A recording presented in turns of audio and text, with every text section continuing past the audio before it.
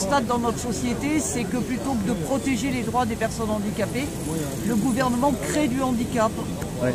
Parce qu'effectivement, une bonne partie de ces personnes qui ont été blessées, mutilées, sont des personnes qui vont garder des séquelles et qui vont être confrontées au validisme de la société, mais aussi parce que la société ne s'adapte pas aux personnes différentes. Enfin, il y a quelques jours, le Conseil constitutionnel a consacré le fait que les personnes handicapées n'avaient pas à être égales des personnes valides, puisque le Conseil constitutionnel a refusé de constitutionnaliser le droit à compensation du handicap. C'est quoi le droit à compensation du handicap?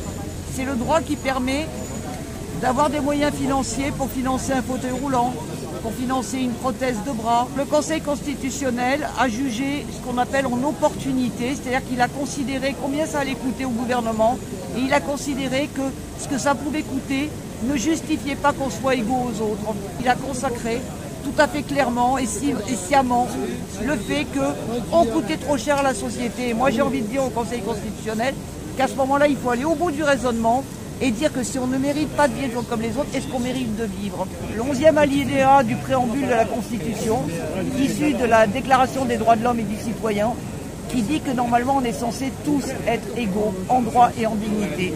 Aujourd'hui, en France, les personnes handicapées ne sont pas égales en droit et en dignité des personnes valides. Parce qu'en fait, le gouvernement, face aux actions que j'avais menées sur le plan juridique, pour faire que les financements pour le droit à compensation du handicap ne soient pas diminués suite à une loi que le gouvernement avait votée juste avant le confinement en mars 2020. Cette loi disait que la compensation du handicap se faisait, mais dans la limite des budgets disponibles. Alors quand tu organises un système où c'est facultatif et où en plus c'est dans la limite des budgets disponibles, ça veut dire que tu ne peux pas financer la compensation du handicap. Voilà. Et quelle que soit l'origine de nos blessures, de nos différences, aujourd'hui nous ne sommes pas égaux en droit et en dignité. On voit à quel point ce gouvernement n'en a rien à faire du peuple. Merci beaucoup Odile. Merci.